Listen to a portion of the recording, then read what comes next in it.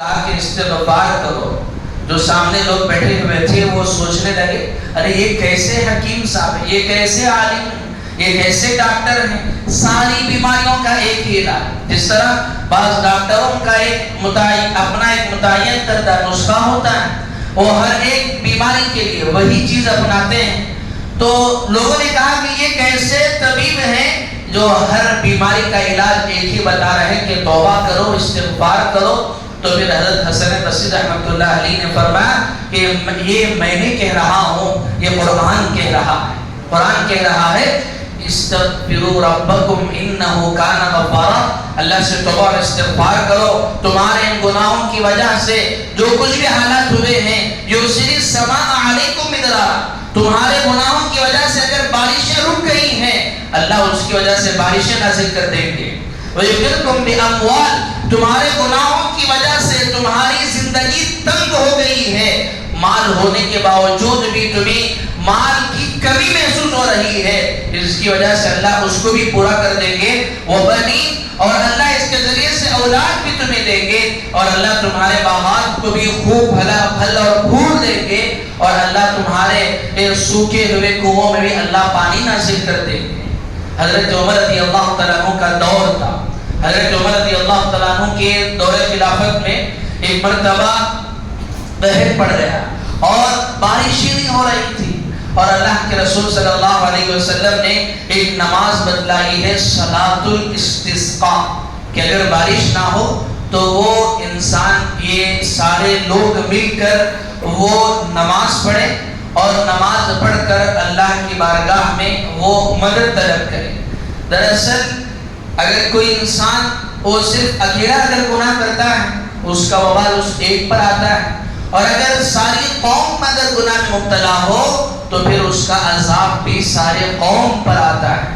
اور جب گناہ اتنے زیادہ ہو جائیں تو حدیث میں آ کر اللہ کے رسول نے فرمایا اس موقع پر اگر نیک لوگ ان کے حق میں اگر دعائیں بھی کریں گے تو اللہ ان کے حق میں دعاؤں کو قبول نہیں فرمائیں گے جب تک کہ وہ اپنے گناہوں سے توبہ نہ کر دیں. تو حضرت عمر رضی اللہ تعالیٰ عنہ نے فرمایا کہ چلو سارے لوگ جمع ہو جاؤ, اور صلاۃ الاستسقاء جب نماز پڑھنے کے لیے جائے تو حکم یہ ہے کہ تم ساتھ میں بچوں کو بھی لے لو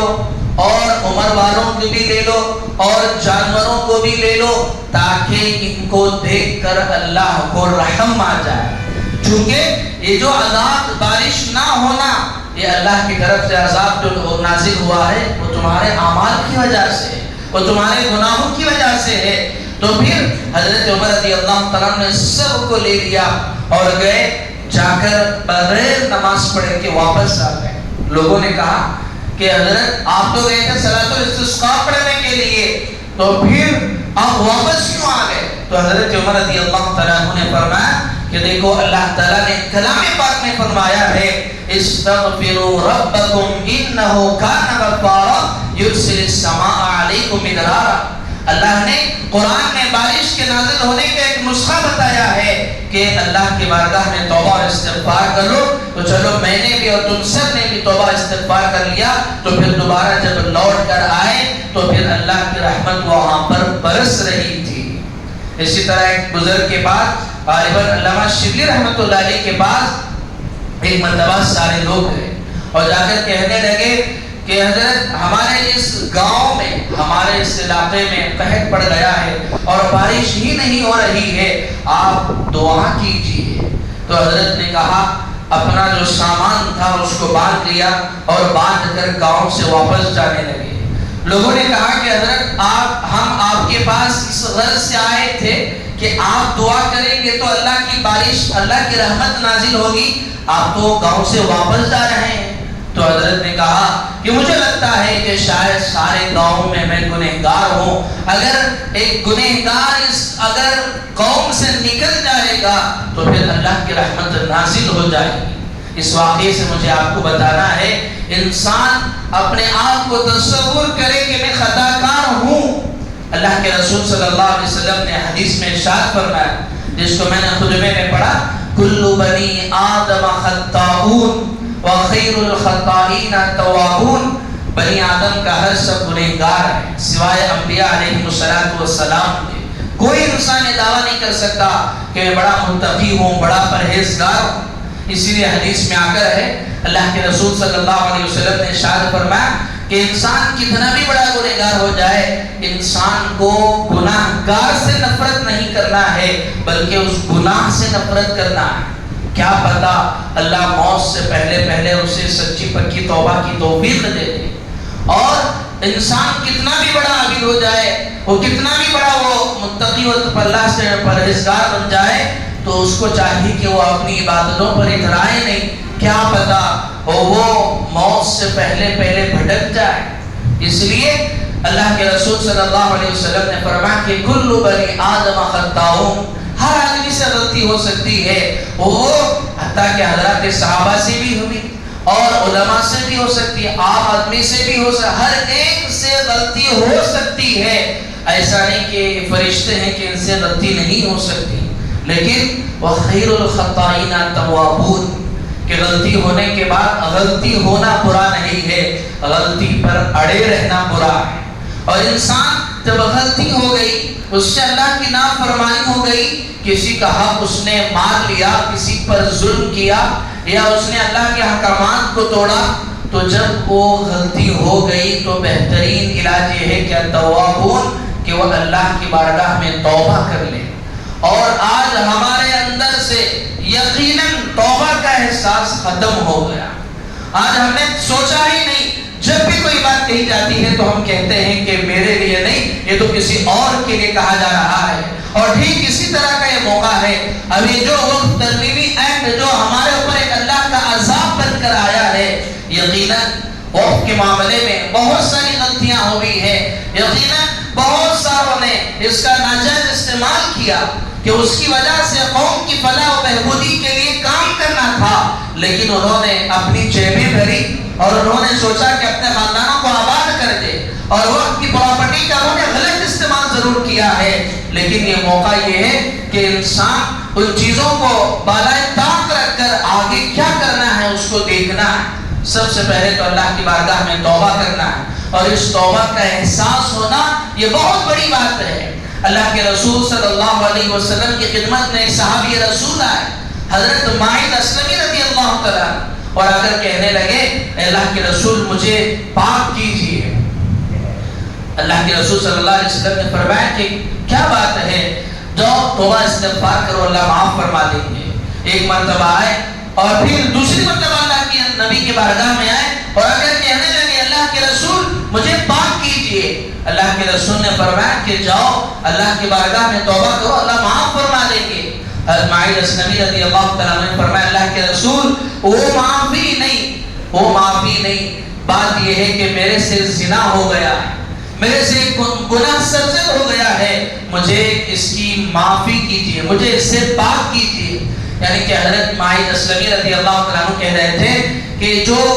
زنا کا جو حکم ہے کہ اگر کسی سے زنا ہو جائے اور اگر وہ شادی شدہ ہے تو اس کا حکم یہ ہے کہ اس کو سنسار کیا جائے گا,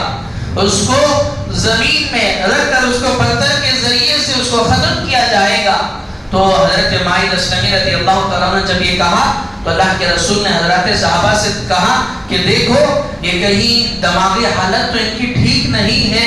تو حضرات صحابہ نے جب دیکھا تو کہنے لگے اللہ کے رسول یہ تو ٹھیک ہے. اور پھر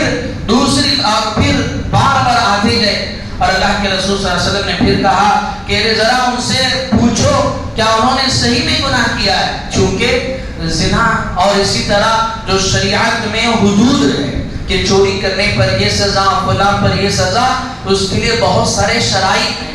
اس کے لیے وہ بالکل اگر کوئی شخص اگر کسی پر تہمت لگا رہا ہے تو اس کے لیے اس طرح کی گواہی دینا ضروری ہے کہ میں نے اس کو بالکل گناہ کی حالت میں دیکھا ہے, اور پھر اس کے بعد جو گناہ کرنے والا ہے وہ بھی اس کا اعتراف کرے. بہت سارے شرائط ہیں, اور اگر کوئی گناہ کرنے کے بعد اس کا مسئلہ قاضی تک اگر نہ جائے تب بھی اس پر حد قائم نہیں کی جائے گی. تو اسی طرح اللہ کے رسول صلی اللہ علیہ وسلم نے اس صحابی رسول کو ٹالتے گئے چونکہ سچے دل سے توبہ کیے ہیں.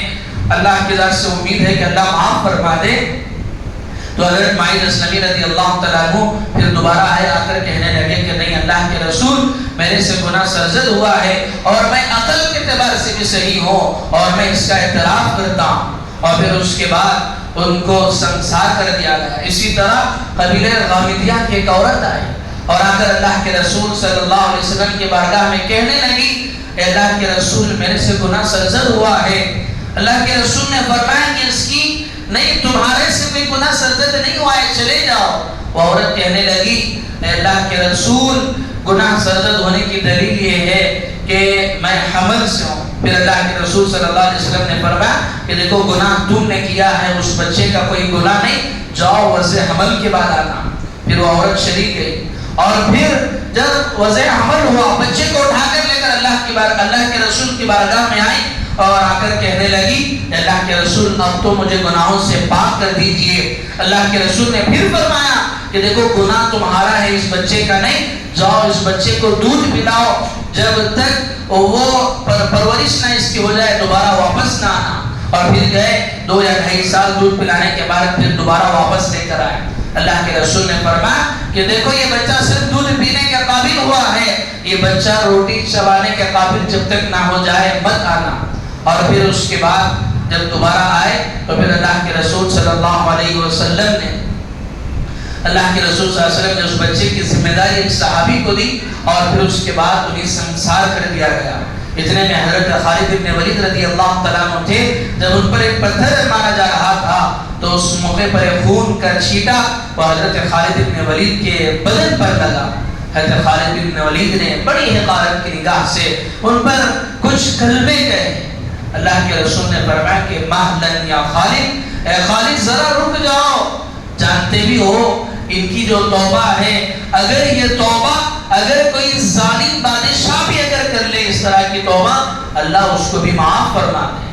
حالانکہ ظالم کا انجام بڑا سخت ہوتا ہے، اسی لیے مولا علی قاری رحمۃ اللہ علیہ نے لکھا ہے کہ جب اللہ تعالیٰ نے شیطان سے کہا کہ حضرت آدم کے لیے سجدہ کرو، اور جب وہ سجدے سے انکار کر دیا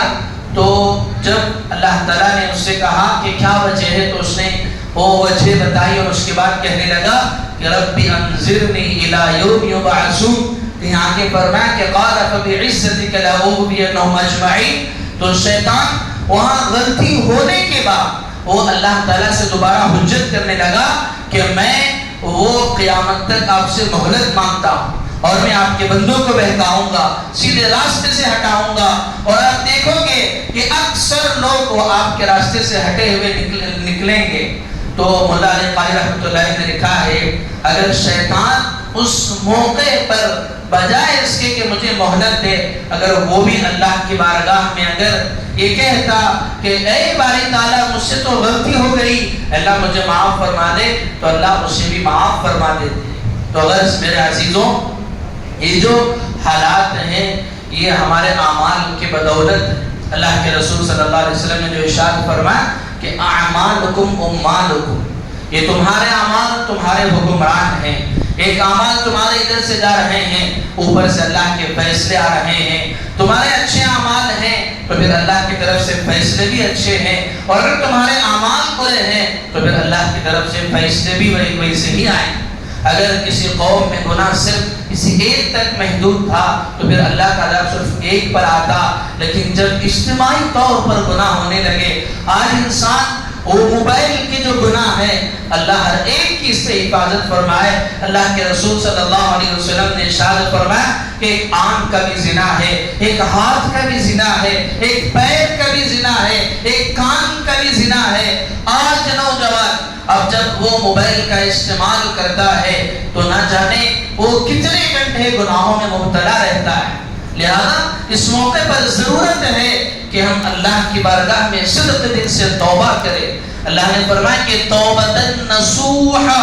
سچی پکی توبہ کرو۔ علماء نے اس کے لیے 4 شرائط لکھے ہیں۔ سب سے پہلی شرط یہ ہے کہ انسان جس گناہ کی اللہ سے معافی مانگ رہا ہے اس گناہ کو سب سے پہلے چھوڑے، تب اللہ سے معافی مانگے۔ ایک انسان سود لے بھی رہا ہے اور سود دے بھی رہا ہے اور وہ لوگوں کا مال ہڑپ بھی رہا ہے اور پھر اللہ سے معافی مانگ رہا ہے، تو پھر جب تک کہ اپنے اس گناہ سے باز نہیں آئے گا اللہ کی بارگاہ میں قبول نہیں ہوگا۔ حضرت امام غزالی رحمۃ اللہ علیہ نے اس کی مثال اس طرح دی کہ ایک آدمی وہ دھوبی کے پاس جائے اور جا کر کہے کہ یہ کپڑے دھو کر مجھے دینا،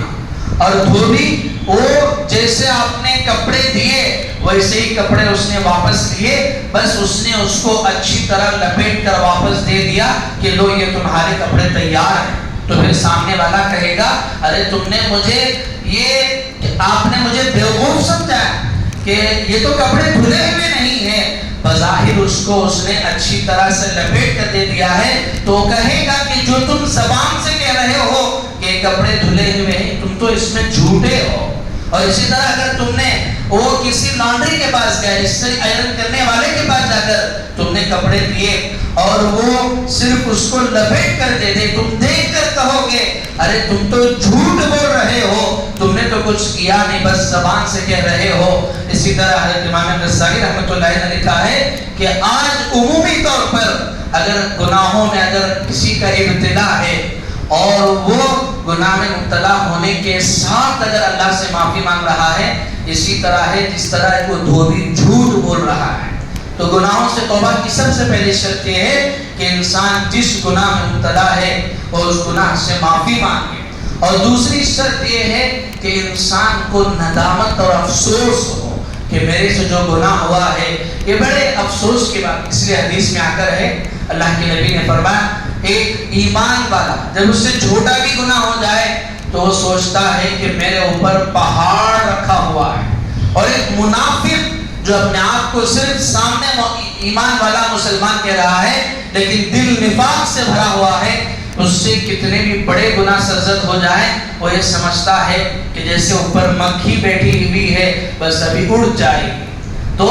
انسان کے اندر ندامت و افسوس ہونا چاہیے، ایک جو کہ آج ہمارے اندر سے ختم ہو ہی گیا ہے، اور تیسرا یہ ہے کہ آئندہ نہ کرنے کا عزم انسان کے دل میں ہو کہ میں اس طرح کا گناہ نہیں کروں گا۔ اور چوتھی شرط یہ ہے کہ اگر یہ جو گناہ ہے کسی کے حق اگر اس سے متعلق ہے تو سب سے پہلے اگر بہن کی وراثت میں مال دبا کر رکھا ہے اور پھر وہ اللہ کی بارگاہ میں توبہ کر رہا ہے، حج کر رہا ہے، عمرے کر رہا ہے اور نہ جانے کتنی عبادتیں کر رہا ہے، تو پھر اللہ کی بارگاہ میں وہ قابل قبول نہیں ہوں گی۔ تو سب سے پہلے اس کو چاہیے کہ وہ اپنے اس چھوٹی سی زمین کے ٹکڑے کو جو اس نے اپنے بہن کا حق مار کے رکھ لیا ہے چاہیے کہ اس کو وہ لوٹا دے۔ اپنے بھائی کا حق اگر مار کے رکھ لیا ہے بڑا ہونے کے ناطے، چھوٹے بھائیوں کا حق اگر تم نے دبا لیا ہے تو اس کو ادا کر دے۔ آج سارے لوگ اور ساری قوم یہ چاہ رہی ہے کہ یہ جو وقت کی زمین ہے جو کئی لاکھ ایکڑ پر پھیلی ہوئی ہے اور آج کی حکومتیں اس کو ہڑپنے کی کوشش کر رہے ہیں، اور ہم سب اللہ کی بارگاہ میں دعا کر رہے ہیں اے اللہ اس ظالم کو اپنے ظلم سے باز رہنے کی ہدایت دے، اے اللہ اس ظالم کو اس کی توفیق دے کہ وہ اتنے لاکھ ایکڑ زمین وہ مسلمانوں کے حوالے کر دے۔ لیکن ایک مسلمان جو ایک چھوٹی سی زمین جو 30-40 ہے یا 40-60 ہے، اس چھوٹی سی زمین جو اس نے کسی اور کی دبا لے رکھی ہے وہ اس کا حق ادا کرنے کے لیے تیار نہیں ہے۔ جب ایک مسلمان اس چھوٹے سے حق کو جو دبا کے رکھا ہے اس کو ادا کرنے کے لیے اگر تیار نہیں ہے وہ تو ظالم ہے، تو پھر وہ اتنے لاکھ ایکڑ زمین جو وقف کی ہے وہ کیسے حوالے کر دے؟ تو میرے عزیزوں بس کہنے کا مطلب یہ ہے کہ ہمارے جو اعمال ہیں وہ ہمارے حکمران ہیں۔ ہمارے اعمال اگر صحیح ہیں اللہ کی رحمت برسے گی، ہمارے اعمال اگر غلط ہے وہ اللہ کا عذاب کسی بھی شکل میں آ سکتا ہے۔ لہذا ان حالات میں سب سے پہلے ہم اللہ کی بارگاہ میں توبہ کریں، اور دوسرا اللہ نے خود قرآن میں فرمایا یا ایھا الذین آمنوا خذوا حذرکم، اے ایمان والو اپنے لیے بچاؤ کے اسباب اختیار کرو، دفاع کرو۔ ایسا نہیں کہ جب اس طرح کے حالات آ گئے ہیں تم بزدل بن کے بیٹھ جاؤ، ایک دوسرے پر تانا دینے لگو کہ فلاں حکومت کا کام ہے، فلاں تنظیم کا کام ہے، فلاں علماء کا کام ہے۔ اس طرح تانا دینے کے بجائے تم خود تو پہلے اللہ کے بارگاہ میں دعا کرو اور پھر جا کر اس کے لیے اسباب اختیار کرو۔ ہمارے بڑوں کی طرف سے جو بھی ہدایات آئے جس طرح سے بھی ابھی مسلم پرسنل بورڈ کا جو جلسہ ہوا اس میں جو مشورہ ہوا اس میں 2 مہینے کی پوری ترتیب بنائی گئی ہے کہ اس جو بل کو لایا گیا ہے اس کے خلاف کیسے کیسے ہمیں وہ اسٹیپ بائی اسٹیپ قدم بقدم آگے بڑھنا ہے. انشاءاللہ وہ وقتاً فوقتاً آپ حضرات کے سامنے اس کی رہبری کی جائے گی. بس ہمیں اس کے لیے اپنے آپ کو تیار رکھنا ہے, ایک تو اللہ سے دعا بھی کرنا ہے اور ساتھ ہی ساتھ اس کے لیے ہمارے بس میں جو ہو سکے وہ کرنا ہے. اس کے نقصانات آپ کے سامنے بہت پہلے بھی بیان کیے جا چکے ہیں, لیکن اب تک جو سپریم کورٹ میں سماعت ہوئی اب تک ہمارے لیے ایک اچھا پیغام ہے, ایک خوش آئین قدم ہے کہ جو باتیں تھی جو بالخصوص 5 پوائنٹ تھے اس پر یقیناً سپریم کورٹ میں اس کو کراس کوشچن ان سے کہا گیا ہے اور حکومت کو 7 دن کی مہلت دی گئی ہے. جو انہوں نے کہا تھا کہ مسلم جو وقف کی جو کمیٹی ہوں گی اس میں نان مسلم ہوں گے, اس کے کلاس میں ان کے کوشچن کیا گیا وہ چیف جسٹس کی طرف سے کہ کیا آپ اپنے نان مسلم کمیٹی میں مسلمان کو شامل کریں گے. اور اسی طرح وقف بائی یوز کا جو مسئلہ تھا کہ وہ جگہیں وہ مساجد جو 100-200 سال سے یا کوئی بھی جو وقف کی زمینیں ہیں اور وہ رجسٹرڈ نہیں ہیں, تو اب جو قانون لایا گیا ہے اگر وہ رجسٹرڈ نہیں ہے تو بھلے وہ 100 سال سے مسجد ہو یا 200 سال سے مسجد ہے تو سرکار وہ اپنی جائیداد کہہ کر لے لے گی. اس پر بھی کراس کوشچن کیا گیا کہ اس طرح کرنے سے وہ خواہ